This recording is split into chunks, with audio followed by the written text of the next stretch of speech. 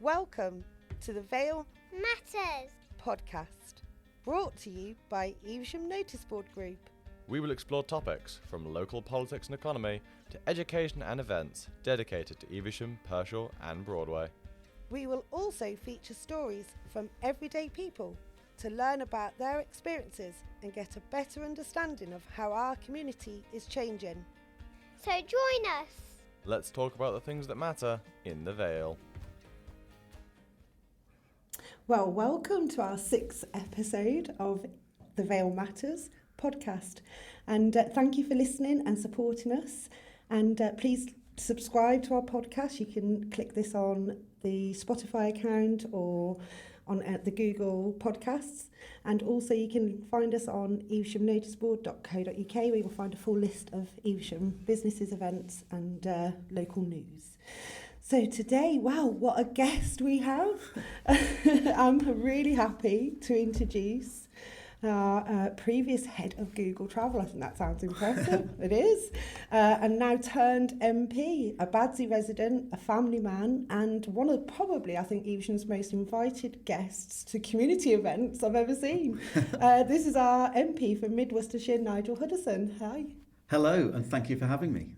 Thank you for coming. It's really nice. So you've been at the train station this morning, haven't you? And yes, indeed. With Robbie Raphael, we were out at early hours of this morning to present wreaths, actually, because it's obviously Memorial weekend. I'm not sure when this is going out, but at the time of recording, it's Memorial weekend.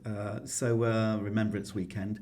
So we were at the train station handing over a wreath that will be displayed at Paddington Station, and of course this weekend we'll be laying wreaths in various parts of the constituency as well. So a busy weekend, but one actually that I think we can all be very proud of.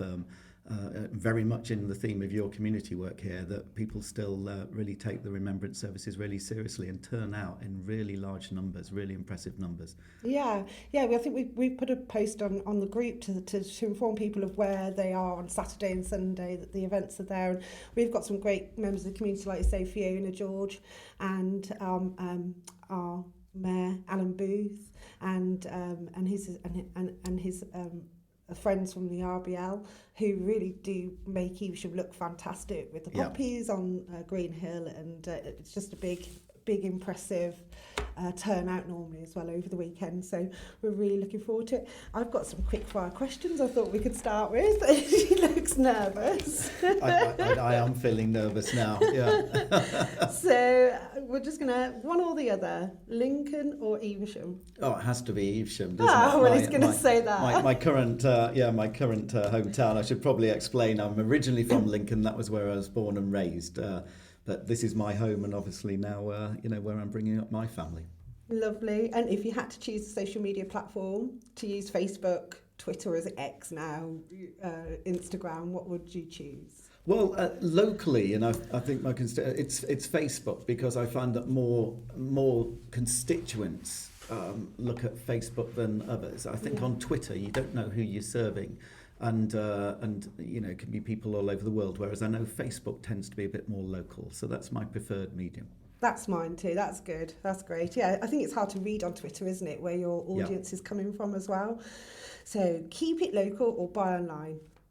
Oh, it's got to be keep it local. I mean, there's advantages to buying online. We all know that, but the local produce, especially fresh, is always best, and support local businesses. We've got small business Saturday coming up, so I'll be advocating that very loudly in the next few weeks. Oh, that's great. We'll take a look out for that. Cash or card? Oh, both. I know you're saying either. It really it depends. But I think it's choice, isn't it? Yeah, and actually it's really important, because I do encourage places to make sure they can still take cash where they can, because there's a bit of a trend during the pandemic, but actually since, for a lot of places not to take cash. But there's a lot of people who prefer cash, and I hope that will continue for a while. Yeah, I agree. Red wine or white wine? I don't know if you drink wine. White wine. Red wine gives me a hangover. Do you have any nicknames? This is so. I'll admit this. My sister still to this day calls me Stig. Those of us of a certain age will remember a TV show called Stig of the Dump, and apparently I look like him. So Stig, and then there's a few other nicknames I've had over the years, but there's no way I can say them on air. Brilliant! I think you should tell me about that after the podcast. So before we look at your career and your role as our MP, we'd like to know a little bit more about Nigel, the rare name Nigel that's a dying breed apparently. We know you attend so many events. I think I asked your secretary Helen, for how many events has Nigel attended in the last year? And gosh, how many we don't know. I had a look through and I counted 16 in the last couple of weeks. Yeah, I mean, this is the great thing, though, about my role. I have to spend a lot of time in London, in Parliament, obviously, but genuinely the best part of my role, the best part of the job, is getting out and about in the constituency, whether that's visiting businesses or schools or events and charities and so on, and getting in contact with real people who, after all, do elect me, and therefore it's really important I stay close to them. And the constituency as well is actually quite large. Starts in Broadway in the south, but goes all the way up to Hartlebury Castle in the north. So it can take about an hour to drive from one end to the other, and therefore there's always something going on. There's always some lots activities. Of things to attend. Yeah, and in particular then in the spring and summer. That we're very fortunate here. There's so many festivals and events and so many community events in the towns and, of course, in the many, many villages, which I think speaks volumes about the real sense of community we do have in this part of the world. And we shouldn't take it for granted because it's not the same everywhere. No, we're very lucky, aren't we, to have these. Yeah. So you're a family man. You live in Badsea. Yeah. And tell us about your life, how's... So about you. So I mean, this is, I think it's quite important. I'm very fortunate to represent the area of the world that I also live in. And I think that's important, and people understand then that, if they've got an issue or concern, if they've got a problem with traffic, if they've got a problem with schools, if they've got a problem with local services in any way, shape or form, then it's my problem as well because I live here. But we live in Badsea and been there for quite a while now. It's a lovely village, a lovely community, and obviously close to Evesham. So spend a lot of time here. And Badsea Butchers, which is excellent, and the spa shop and all the lovely local services. I could spend the whole podcast giving a list of them all, couldn't I? And I say it's a lovely part of the world. And my wife is actually American, and we have a lot of visitors, including coming over from the USA. And I don't think we always appreciate quite how fortunate we are to live in such a friendly and beautiful and historic part of the world. Yeah. And when you get people coming in from outside and come here and just go, wow, this is amazing, this is fantastic, it really does make you realise, there is something quite special. It's not bad, actually, is it? It's not bad. It's not bad. And you mentioned Nigel being a bit of a rare name a minute ago. And of course, again, just speaking about the sense of community and things that go on, the creativity in this area. Nigel Smith, of course, the landlord, the Fleece in Bretforton, did Nigel Night not so long ago. In fact, we've had 2 now. And people came from around the world. But I think it was because there was a report saying that there were no Nigels at all a few years ago. Anyway, we found one. So it's not quite dying out. But Nigel does tend to be a name associated with, how shall I put it, gentlemen of a certain age. And I'm afraid I'm in that category now.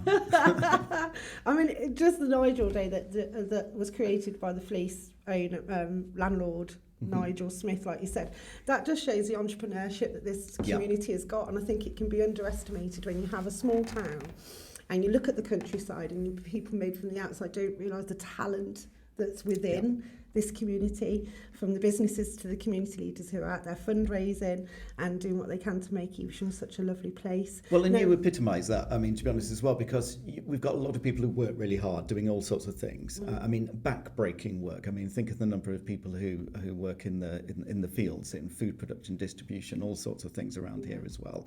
And a lot of people look at this part of the world and think, it must be really wealthy and, some kind of rural idyll and there being no problems. Of course there are problems, there are everywhere. And actually, even in, the smallest villages, we've got pockets of deprivation like we've got at the same kind of intensity and the same kind of issues and concerns then as we would do in any major city. The difference is, around here, the sense of community is immense and the willingness of people to help and give back to the local community. And it is something that is really quite special, because the number of people who volunteer, the number of people who help their friends and neighbours out is incredible. We saw it during the pandemic, but we've seen it since. And it's often very, very busy people who are running their own, businesses or whatever else. They're also managing to find the time and the effort and the energy to give something back to the local community. And I say that is really, really important. And it does differentiate us to other parts of the world. Yeah, no, I think that's totally spot on. And an analogy of Evesham, how you look at Evesham and the community and what we give, and that's why I love living here. I'm a Birmingham born and bred, and I still slowly changing that accent. It's still there, still a Brummie at heart, and won't have anything bad said about it. But I do really enjoy living in a small town, and the community is what keeps people here, and that's why we have such a diverse community as well. But like you said, we do have our struggles. Now I know that you're. From what I read online, obviously I had to do a little bit of research, and you did a master's degree in business. Yeah. So you've got a master's in business studies, is it? Yes, I have, and that's actually where I met my wife. I went all the way over to the west coast of the USA for that. Los so Angeles. California. Yeah, California. So, and I actually spent 10 years of my life in Los Angeles, and it's where my son was born, actually. We've travelled the world a bit, but I did an MBA, Masters in Business Administration, quite a while ago now. But it was a great opportunity, amazing experience, and not only did I get an MBA, but I got a wife out of it as well. So it was double well worth all the expense. Yeah. So education is absolutely key, isn't it? It is. Yeah. I mean, I would say, in terms of I always. One thing I love is going around schools and talking to school pupils. And one thing I always say is always take advantage of every opportunity that comes your way. And don't underestimate the vital role that education can play in unlocking those opportunities. Because I went to a local comprehensive school in Lincoln. My family, pretty modest background. My dad was a factory worker. My mum worked on the tills at Asda. I'm not from a posh background. A lot of people look at MPs and think they're all posh. It is not the case. That goes for both sides of the chamber, by the way. There's a lot of people from normal backgrounds. But I had really good teachers, really supportive family, and I ended up having a good education, went to a good university, but I've always taken advantage of every opportunity that comes my way. But education can unlock so much, and if it wasn't for the educational opportunities I had, I don't think where I'd be where I am today. I think I always say, look, I know it's difficult, I know it can be painful sometimes, but take your studies seriously, because in the future it can reap great rewards. And that education that you got led to you being head of Google Travel, which I just think sounds like a really cool job. It was an amazing job. I've been very fortunate, really. I've always enjoyed every job, every role I've always had, including, of course, this one. And I'm glad I've had a lot of international business experience before becoming an MP, because I think it makes me a better MP, because one of my jobs is to advocate and support businesses, enable them to be successful, create jobs and opportunities, and of course pay taxes that then we can use to support public services. So it's really important to have successful businesses, and I've worked for many. I was a management consultant for many years, and then prior to becoming an MP I was a head of travel at Google. So I worked with a lot of airlines, hotels, tour operators that were doing online advertising, a lot of work with Google Maps and so on. Absolutely fascinating job. Absolutely loved it. Really innovative, leading edge technology development. Worked with some amazing people, got to travel the world, and really, really enjoyed it. So it was absolutely fantastic. But I gave that up in order to become a member of Parliament, and I do not regret it, because the current role I'm doing, though, is by far and away the most fulfilling role I've ever done. Not necessarily the best paid or least stressful, but it's incredibly fulfilling, actually, and also in a large part as well because of the team I work with as well, who do a lot to serve my constituents day in, day out as well. So so in 2015 you were elected. You left the role at Google head. You took that decision to say, I want to be an MP. I mean, what takes you from Google to politics? Well, I think because my motivation is very similar to what I see day in, day out with very, very large numbers of people in the constituency, is that if you've done quite well in life and you've had a successful career in something, at some point it's time to give back. It's time to do something else. And also, you can be one of two types of people in life. The ones who kind of get involved and engaged and want to do things, or the ones who just sit back and complain all the time. And I think actually life is more fulfilling if you're a doer rather than just an observer and a negative commentator. And therefore politics, whether that's, parish council, town, district, county, whatever, or indeed just getting involved in the local community is a really, really good way to give back. And being an MP is a particularly strong way because we are influencing decisions or making decisions that have a real world impact day in, day out. So I felt like it was time to, I think some people come into politics, very, very early and then struggle sometimes because you need a bit of life experience and leave. Yeah. I actually think it's good to have a bit of a good mixture between public and private sector experience as well. And I think, the timing was right. I was 45 or 44 45 when I got elected. And I felt like I was young enough to still have a lot of energy and enthusiasm, but old enough to bring something into Parliament and a bit of experience with me. So it was interesting. Having that life experience, like you say, isn't it? And the energy to still attend all those events that you go to. Yes. And so caffeine helps as well. Yeah. So, saying about your current role and what you're doing at the moment and the experience that leads to, I know that you recently chaired the UK-Taiwan trade talks to secure supply chains worldwide. Is that correct? Have I got that right? Yeah, so that was just, a fairly typical week, really. I'm currently, I've had a few ministerial roles. I was Minister for Sport and Tourism and Heritage and all sorts of things previously, but now I'm Minister for International Trade. Yeah, so my job is to seek opportunities for UK businesses to export around the world and also to attract inbound investment from overseas businesses and entities in the UK. And in order to do that, it means a lot of travel, a lot of engagement with international, both businesses, but also politicians and civil servants from overseas. And just this week, did that with Taiwan. I've travelled over the last few weeks to Colombia, Peru, Oman, all sorts of Switzerland, where we're doing lots and lots of trade deals and trade discussions. And again, it's about seeking opportunities for British businesses to expand. It's a really enjoyable job. And that goes back a little bit to what I was saying. I could do that job and I can engage with business people because I had 20-something years of business experience. So I know what I'm talking about. Yeah. And I can engage with people and talk about finance and marketing and all these kind of things. So I go back to that point. I'd strongly encourage people to get involved in politics. But if you want to be an MP, I always say, do something else first. Yeah. And then you can bring it in. And I've got a business background, but of course we've got lots of people in Parliament who've got amazing experience with armed forces, teachers, trade unionists, whatever. We need that mixture in Parliament of real world experience. But going back to what you were just saying, you've just been in Switzerland, you're travelling around the world, you're a Mid Worcestershire MP. Yeah. And you go from Switzerland to the Badsy Flower Show, let's say.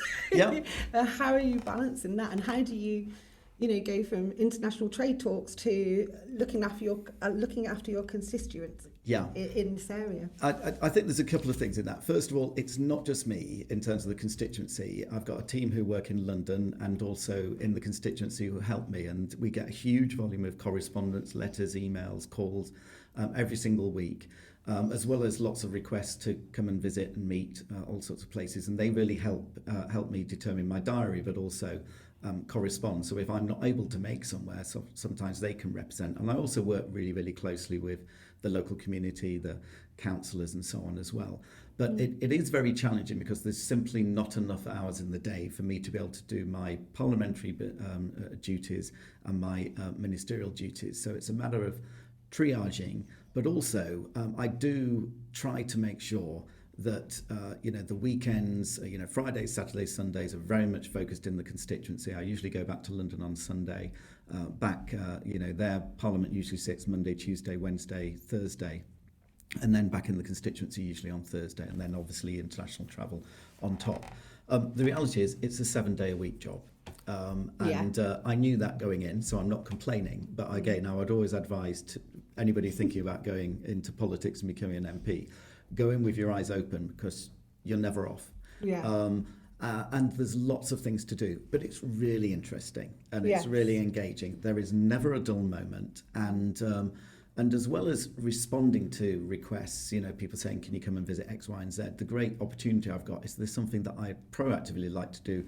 I can reach out and say, hey, can I come and visit? Or you're doing really interesting things, or I haven't been to your school in a while, can I come? And so there's that mix of things, but it is fascinating. And it helps keep your ear to the ground as well, doesn't it? Because then you know what's going on in your own. Yeah, because actually on that point, sometimes people say, oh, MPs, they're not very well connected during the ivory towers. Nothing could be further from the truth. I would say MPs are amongst the most connected and engaged people in their constituencies, because a bit like you said a minute ago, you have to engage with everybody, including lots of people who may respectfully disagree with your political points. But you have to be embedded in the community. You have to visit the charities, the schools and this kind of stuff. It's a really enjoyable part of the job. But what it does do is make you incredibly aware of the diversity. You're meeting people from all sorts of different backgrounds, all sorts of different wealth. So actually, I would say, again, not making a political point, all parties, I would say the MPs are often incredibly connected in their communities. And I see that as I travel around the country, because also, in particular my ministerial role, I'm asked to go and visit different constituencies. And so whether the Conservative, Labour, Lib Dem, whatever, one thing that always impresses me is how I'm walking along the street with an MP, and so many people come up to them and engage and talk to them, and it happens all the time because they are absolutely embedded in their communities. But do they do that do they ask the questions that they might ask in a workshop, or is it just, hi, or would it be, we've got this issue, are they going to actually communicate with you? A bit of everything. A lot of it is just very chatty, sociable, conversations like normal people have. I mean, it does surprise me sometimes if I'm at B&Q or a Lidl or something. People come up to me going, "What are you doing here?" It's like, I'm shopping. It's like, where do you think I got my milk from? And so again, dropping the kids off at stuff or something. We do have normal lives as well. But people often do come up to MPs and indeed councillors and others and genuinely have issue or concern. And even as you're walking around, doing family things, even people have often come up and ask questions that can be, quite intense or political. But I always find that people are very respectful. And if I can't answer them then, or it's inappropriate because, dropping my daughter off at something, I'll say, look, I can't answer now, but can you give me a call or send me an email or something? And we always try and engage. And again, people come to MPs' offices a lot because they've got nowhere else to go or don't know where to go. And we can often signpost or signal the right place to go. Well, that was going to be my next question, actually, because as a community and all communities across the country, we face our own local issues. And when from business owners to residents, how do they access your, and what can you do for the issues that they're facing in the community? Is it an email? Is that the first way to contact you?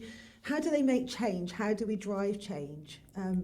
Our mayor recently was actually featured on BBC News, and that's because we've got big concerns over county lines. Again, I know it's an issue in other towns, but it seems to be quite, when you're living here, you're seeing it, it's prevalent in the area. And it makes it feel like a bit of a disconnect between, so how do we connect with our MP, and what can you do for us? Because, I want to understand as a resident, and for the listeners, maybe most of them will understand already what you do and what you can do.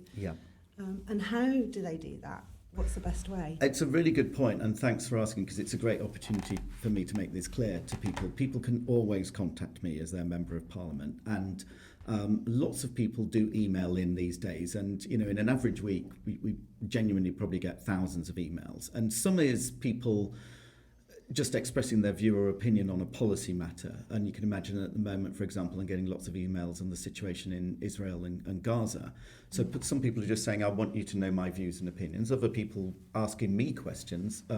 Sometimes, and I'm not such a fan of this, there's a lot of electronic campaigns now where people just press a button and we'll get inundated with 10,000 emails in 1 hour. Wow. They all expect an individual response. Wow. So that can be a bit challenging. So I'm not a huge fan of some of these, identically worded, generated, electronically generated Yeah. campaigns. I don't think they're particularly useful because it's somebody else's words, not my Yes. constituents' genuine own words. Yeah. So I always encourage people to write to me about what they believe in their own Yeah. personal views rather than these. And it doesn't have to be national what's campaigns. happening nationally or worldwide. It No, can be something local- that's happening within yeah. our community. So if we said we wanted to know more, or could you support us, how would we get Yeah. transport to Cheltenham, say, because it's very difficult to Yeah, commute to Cheltenham. exactly. So all of these things are and basically people can come to me for anything. And if it's not directly my responsibility, I can always veer them towards the right people. I get a lot of inquiries about planning, but it's not my job to decide on Mrs. Miggins' extension, for example. Yeah. But I can at least signpost people to the That's right person to go interesting. to. Yeah. So with respect, I often let people know what I can do in my role as an MP, but also what I can't do. Okay. And most people, respect that and understand that, and that's fine if I'm sending them somewhere else. Yeah. Other people, quite frankly, don't like the response Yeah. I give them. But, I've got to be very clear sometimes about what is Yeah. in my control and what isn't. But I would say, corresponding with me through various routes, plus also I am out and about a lot. And if people really want to engage with me, we do have surgeries. Yeah. So meeting people face to face, I genuinely try and make a particular effort to make sure I'm in all parts of the constituency. So the north and the south, the villages and the towns. Yeah. Over the course of a year, I really try and make sure I'm in all of the 26 wards, for example, It's a lot, in isn't the it? It's a lot. constituency. So I try and be visible so that people can see me, and also at a lot of events I try and make sure I'm accessible.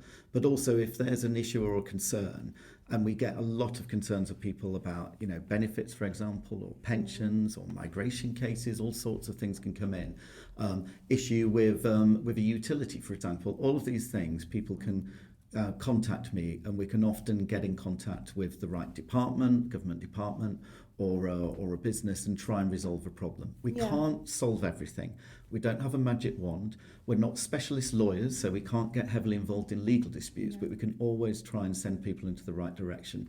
And my team as well are really good. They treat people with respect.